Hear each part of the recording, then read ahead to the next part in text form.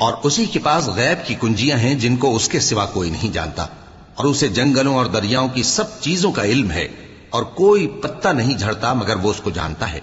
اور زمین کے اندھیروں میں کوئی دانا اور کوئی ہری یا سوکھی چیز نہیں ہے مگر کتاب روشن میں لکھی ہوئی ہے۔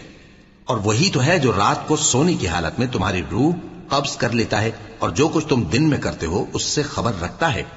پھر تمہیں دن کو اٹھا دیتا ہے تاکہ یہی سلسلہ جاری رکھ کر زندگی کی مدت معین پوری کر دی جائے،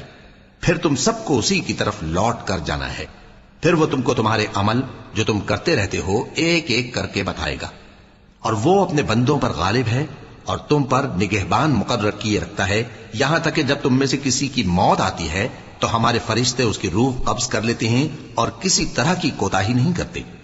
پھر قیامت کے دن تمام لوگ اپنے مالک برحق اللہ تعالی کے پاس واپس بلائے جائیں گے۔ سن لو کہ حکم اسی کا ہے اور وہ نہایت جلد حساب لینے والا ہے۔